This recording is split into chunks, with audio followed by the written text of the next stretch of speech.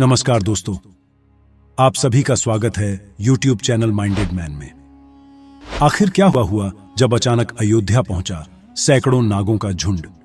इनका संबंध नागलोक से बताया जा रहा है। आखिर राम मंदिर प्राण प्रतिष्ठा से पहले अचानक इतने सारे चमत्कार क्यों हो रहे हैं? सबसे पहले गिद्धों का झुंड राम मंदिर के आसपास दिखाई दिया, जिसे जटायु के वंशज कहा जा रहा है। लोग इनकी पूजा कर रहे हैं। इसके बाद कुछ भालू अयोध्या में अचानक से देखे गए, जो कि जामवंत का प्रतीक है। लेकिन अब एक ऐसा चमत्कार देखने को मिल रहा है जो अयोध्या के लोगों के लिए ही खतरा साबित हो रहा है। आज की वीडियो में बहुत बड़े रहस्य से पर्दा उठने वाला है। आखिर राम जी का नागों के साथ क्या संबंध है? आखिर प्राण प्रतिष्ठा से पहले इतने सारे नाग एक के बाद अयोध्या में क्यों निकल रहे हैं, वो भी अलग अलग प्रजाति के। आगे बढ़ने से पहले अगर आप भी एक सच्चे सनातनी हैं तो इस वीडियो को लाइक करके कमेंट बॉक्स में जय श्री राम जरूर लिखें। 22 जनवरी सोमवार के दिन अयोध्या के नवनिर्मित राम मंदिर में होने जा रही रामलला की प्राण प्रतिष्ठा का सभी देशवासियों को बेसब्री से इंतजार है। राम जी के भव्य स्वागत की तैयारी जोरों शोरों पर है। यह तारीख कोई आम तारीख नहीं है, बल्कि इसके पीछे बहुत ही खास महत्व छिपा हुआ है। आखिर राम मंदिर की प्राण प्रतिष्ठा के लिए 22 जनवरी का समय ही क्यों चुना गया? इसके पीछे का रहस्य जानकर आपके भी होश उड़ जाएंगे। त्रेता युग में प्रभु श्री राम का जन्म अभिजीत मुहूर्त में हुआ था। 22 जनवरी सोमवार के दिन मृगशीर्ष नक्षत्र में अभिजीत मुहूर्त का संयोग बन रहा है। यही कारण है कि इस तिथि को रामलला की प्राण प्रतिष्ठा के लिए चुना गया है। साथ ही यह भी माना जा रहा है कि इस शुभ मुहूर्त में रामलला की प्राण प्रतिष्ठा करने से प्रभु श्री राम सदैव मूर्ति के अंदर विराजमान रहेंगे। लेकिन जैसे जैसे प्राण प्रतिष्ठा का समय नजदीक आ रहा है, वैसे वैसे अलग अलग प्रजाति के नाग अचानक ही अयोध्या में प्रकट हो रहे हैं, जो कि अयोध्या वासियों के लिए खतरा बनते जा रहे हैं। लेकिन गिद्धों का और भालुओं का संबंध तो प्रभु श्री राम से बताया जाता है। उन्होंने रामायण में उनकी सहायता भी की थी। लेकिन इन नागों का श्री राम के साथ क्या संबंध है? आज की वीडियो में इस रहस्य से पर्दा उठने वाला है। चौंकाने वाली यह है कि इनमें 2 प्रजाति के नाग अलग अलग क्षेत्र में बार बार निकल रहे हैं, जिनका संबंध वासुकी और तक्षक नाग के साथ जोड़ा जा रहा है। ऐसा कहा जाता है प्रभु श्री राम के भाई लक्ष्मण साक्षात अनंत शेष नाग का रूप है, और वासुकी नाग, तक्षक नाग और शेष नाग तीनों ही आपस में भाई है, जिसमें तक्षक और वासुकी नाग पाताल में निवास करते हैं और शेष नाग बैकुंठ में भगवान विष्णु की सेवा करते हैं। तो अंदाजा लगाया जा रहा है कि जब प्रभु श्री राम अपने भाई लक्ष्मण यानी शेषनाग और माता सीता के साथ अयोध्या धाम पहुंच रहे हैं, तो क्या शेषनाग के दोनों भाई पाताल में से उनसे मिलने के लिए बार बार प्रकट हो रहे हैं? दोस्तों, यह रहस्य बहुत बड़ा है, क्योंकि अयोध्या के क्षेत्र से जब एक सांप को पकड़कर सुरक्षित इलाके में छोड़ा जाता है, तो वही सांप पुनः राम मंदिर परिसर में भी देखा जाता है, जिससे कई बार मजदूरों को भी काम करने में भय महसूस होता है। लेकिन जय श्री राम का नाम उन्हें हिम्मत देता है। आप भी नीचे कमेंट बॉक्स में जय श्री राम जरूर लिखें। लेकिन दोस्तों, प्रभु श्री राम का नागलोक के वीडियो के साथ क्या संबंध है, वह सच्चाई जानकर आपके पैरों तले जमीन खिसक जाएगी, क्योंकि पूरे घटनाक्रम को मल्टीवर्ड्स के साथ जोड़कर देखा जा रहा है, जिसे हिंदी में सृष्टि चक्र कहते हैं। मल्टीवर्स की सच्चाई जानकर आपके भी रोंगटे खड़े हो जाएंगे। जिस संसार में हम रहते हैं, वह सृष्टि व विनाश के चक्र से गुजरती है। इस संसार के प्रत्येक सृष्टि चक्र को एक कल्प कहा जाता है। हर कल्प के 4 युग या 4 भाग होते हैं। दूसरे भाग या त्रेता युग में राम अयोध्या में जन्म लेते हैं और रामायण करके फिर से बैकुंठ लौट जाते हैं। यानी कि अगर आप इस पृथ्वी पर अपना जीवन यापन कर रहे हैं, आप जो घटनाक्रम कर रहे हैं, वही बराबर घटनाएं किसी और यूनिवर्स या कल्प में आपके ही रूप के साथ पुनः होने वाली है या फिर हो चुकी है आगे। मल्टीवर्ड्स की सच्चाई को साबित करने के लिए एक ऐसी पौराणिक घटना आपको बताएंगे, जिसे जानने के बाद आपको भी मल्टीवर्स की सच्चाई पर यकीन होने लगेगा। इस दुनिया में केवल 3 विद्वानों को मल्टीवर्स को देखने की और उनमें जीने की, टाइम ट्रैवल करने की इजाजत दी गई है, जिसमें पहले है वासुकी नाग, दूसरे हैं तक्षक नाग और तीसरे हैं काक। देव तक्षक और वासुकी नाग के बारे में हम आपको बता चुके हैं, लेकिन सवाल उठता है आखिर काकभुशुंडी कौन है और आखिरी इन्हें प्रभु श्री राम ने अमर कैसे बनाया। वेदों और पुराणों के अनुसार काकभुशुंडी ने 11 रामायण और 16 महाभारत देखी ही हैं। वह कल्प के अंत तक अपने शाश्वत स्वरूप में जीवित रहेंगे। भगवान राम ने ही काकभुशुंडी को अमर बनाया था। कौवे के रूप में अपने एक जन्म के दौरान काकभुशुंडी की मुलाकात बालक राम से हुई। प्रभु खेल रहे था और उसने उसे पकड़ने की कोशिश की। समय आने पर काकभुशुंडी को भगवान के मुख के दर्शन हुए। बालक राम के मुख में आकाश गंगाओं और ब्रह्मांड को देखने के बाद काकभुशुंडी ने भगवान राम से दूर उड़ना बंद कर दिया और उनके पास लौट आए। काकभुशुंडी ने भगवान राम को न पहचानने के लिए क्षमा मांगी। भगवान ने उन्हें दिव्य मुस्कान दी और काकभुशुंडी से उनकी इच्छा पूछी। काकभुशुंडी ने कहा कि वह भगवान राम के प्रति अपनी भक्ति हमेशा हमेशा के लिए करना चाहते हैं। काकभुशुंडी के प्रेम और समर्पण से प्रसन्न होकर भगवान राम ने उन्हें आशीर्वाद दिया कि काल काकभुशुंडी को नहीं मार सकता और वह इस कल्प के अंत तक जीवित रहेंगे। जिसके बाद सृष्टि के 27 चक्रों तक जीवित रहे। उन्हें अमरता का वरदान प्राप्त हुआ। वे कौवे के रूप में जीवित रहे क्योंकि उन्हें भगवान राम के निकट रहने का अवसर मिलता था। जब भी भगवान राम का जन्म होता है वह अयोध्या जाते हैं और भगवान राम को एक बच्चे के रूप में बड़े होते और खेलते हुए देखते हैं। यह भी हो सकता है काकभुशुंडी अयोध्या में भी हाल फिलहाल मौजूद हो और राम मंदिर के निर्माण कार्य को अपनी आंखों से देख रहे हों।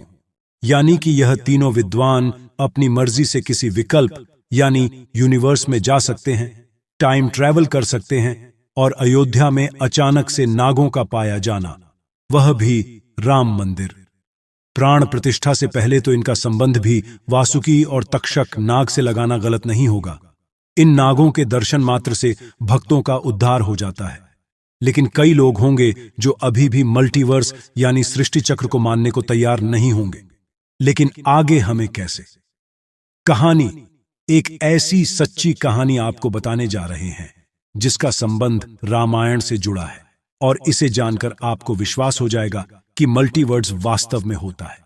जिस तरह दुनिया में आने वाला हर इंसान की मृत्यु निश्चित होती है, उसी तरह इंसान रूप में जन्म लेने वाले भगवान के अवतारों का भी इस धरती पर एक निश्चित समय है। वह समय समाप्त होने के बाद उन्हें भी अपने प्राण त्याग करके अपने लोक वापस लौटना पड़ा था। उसी प्रकार भगवान श्री राम भी इस लोक को छोड़कर वापस विष्णु लोक गए। भगवान श्री राम के मृत्यु में सबसे बड़ी बाधा उनके प्रिय भक्त हनुमान थे, क्योंकि हनुमान के होते हुए यम की इतनी हिम्मत नहीं थी कि वह राम के पास पहुंच चुके। लेकिन स्वयं श्री राम से इसका जो हल निकाला वह मल्टीवर्ड्स यानी सृष्टि चक्र के साथ जुड़ा हुआ है। एक दिन राम जान गए कि उनकी मृत्यु का समय हो गया था। वह जानते थे कि जो जन्म लेता है उसे मरना पड़ता है। उन्होंने कहा कि यम को मुझ तक आने दो, मेरे लिए वैकुंठ, मेरे स्वर्गिक धाम जाने का समय आ गया है। लेकिन मृत्यु के देवता यम अयोध्या में प्रवेश करने से डरते थे, क्योंकि उनको राम के परम भक्त और उनके महल के मुख्य प्रहरी हनुमान से भय लगता था। यम के प्रवेश के लिए हनुमान को हटाना जरूरी था, इसलिए राम ने अपनी अंगूठी को महल के फर्श के एक छेद में से गिरा दिया और हनुमान से इसे खोजकर लाने के लिए कहा। हनुमान ने स्वयं का स्वरूप छोटा करते हुए बिल्कुल भंवरे जैसा आकार बना लिया और केवल उस अंगूठी को ढूंढने के लिए छेद में प्रवेश कर गए। वह छेद केवल छेद नहीं था, बल्कि एक सुरंग का रास्ता था जो सांपों के नगर नागलोक तक जाता था। हनुमान नागों के राजा वासुकी से मिले और अपने आने का कारण बताया। वासुकी हनुमान को नागलोक के मध्य में ले गए, जहां अंगूठियों का पहाड़ जैसा ढेर लगा हुआ था। वासुकी ने कहा, यहां आपको राम की अंगूठी अवश्य ही मिल जाएगी। हनुमान सोच में पड़ गए कि वह कैसे उसे ढूंढ पाएंगे, क्योंकि यह तो भूसे में सुई ढूंढने जैसा था। लेकिन सौभाग्य से जो पहली अंगूठी उन्होंने उठाई वह राम की अंगूठी थी। आश्चर्यजनक रूप से दूसरी भी अंगूठी जो उन्होंने उठाई वह भी राम की ही अंगूठी थी। वास्तव में वह सारी अंगूठी जो उस ढेर में थी सब एक ही जैसी थी। इसका क्या मतलब है? वह सोच में पड़ गए। वासुकी नाग वाले जिस संसार में हम रहते हैं वह शुरू भी होता है और प्रलय के साथ उसका अंत भी हो जाता है। प्रत्येक कल्प में चारों युग आते हैं और समाप्त भी होते हैं, और हर सतयुग के अंत में एक वानर इस अंगूठी का पीछा करता है और पृथ्वी पर राम मृत्यु को प्राप्त होते हैं। इसलिए यह सैकड़ों हजारों कल्पों से चली आ रही अंगूठियों का ढेर है। सभी अंगूठियां वास्तविक हैं। अंगूठियां गिरती रहीं और इनका ढेर बड़ा होता रहा।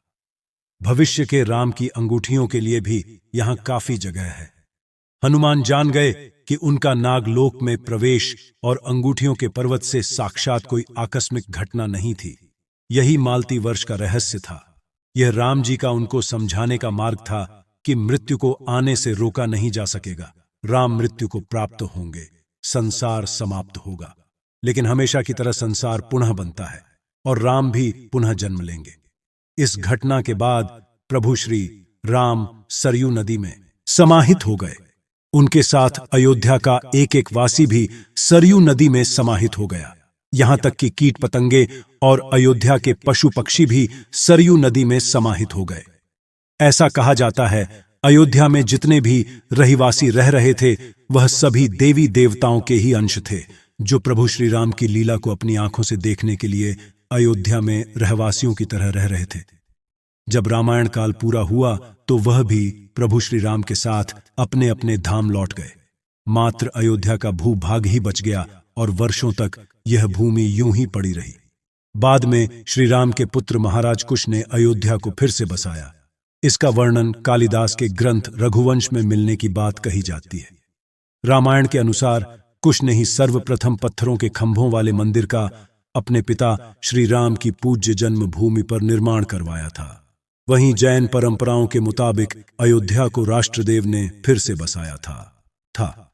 भविष्य पुराण के अनुसार उज्जैन के महाराज विक्रमादित्य ने ईसा पूर्व में एक बार फिर से दूसरी बार उजड़ चुकी अयोध्या का निर्माण करवाया।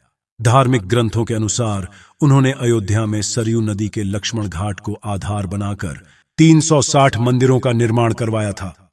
वे भगवान विष्णु के परम भक्त थे और इसीलिए उन्होंने ही श्री राम जन्मभूमि पर एक भव्य मंदिर का निर्माण करवाया था।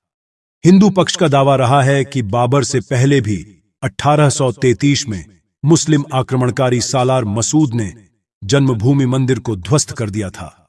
अयोध्या में राम जन्मभूमि मंदिर पर विवाद की कहानी की 1528 से शुरू हुई। हिंदुओं का दावा रहा है कि मुगल आक्रमणकारी बाबर ने उस पवित्र जगह को तोड़कर उस पर मस्जिद का निर्माण करवा दिया था। अयोध्या राम जन्मभूमि बाबरी मस्जिद विवाद पर अपना ऐतिहासिक फैसला देते समय सुप्रीम कोर्ट ने उन सिख ग्रंथों को भी अहम सबूत माना है, जिसके मुताबिक सिख धर्म के संस्थापक गुरु नानक देव जी आक्रमणकारी बाबर के भारत आने से पहले ही भगवान राम की जन्मभूमि के दर्शन के लिए अयोध्या पहुंचे थे। गुरु नानक देव जी 1510 से 1511 के बीच अयोध्या आए थे, जबकि बाबरी मस्जिद 1528 में बनाई गई थी। इतिहासकारों के अनुसार वहां पर बाबर के कहने पर उसके एक सूबेदार ने मस्जिद का निर्माण करवाया था।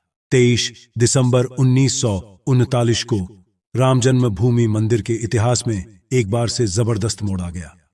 उस दिन रामलला की प्रतिमा मस्जिद के अंदर अचानक से विराजमान पाई गई। ये विवाद इतना बढ़ा कि आखिरकार तत्कालीन सरकार उस ढांचे को विवादित मानकर उस पर ताला लगवा देना पड़ा। ढांचे के अंदर नमाज रुक गई, लेकिन बाहर राम चबूतरे और परिसर के बाकी हिस्सों में पूजा अर्चना निरंतर चलती रही। 6 दिसंबर 1992 को अयोध्या में राम जन्मभूमि आंदोलन से जुड़े लाखों कार सेवक जुटे थे। उन्होंने ही उस विवादित ढांचे को ध्वस्त कर दिया। भगवान राम लल्ला ढांचे से निकलकर अस्थाई टेंट में आ गए। यानी कि राम मंदिर का इतिहास बहुत बड़ा है। कई लोगों के संघर्ष की कहानी है और कई कार सेवकों के बलिदान का प्रतीक है। भले ही हम इस संघर्ष में भाग नहीं ले सके, लेकिन यह हमारा सौभाग्य है कि हम राम मंदिर को बनता हुआ अपनी आंखों से देख रहे हैं। अगर आज की ये खास वीडियो आपको पसंद आई है तो सच्चे सनातनी इस वीडियो को लाइक करके हमारे चैनल माइंडेड मैन को सब्सक्राइब जरूर करें। जय श्री राम।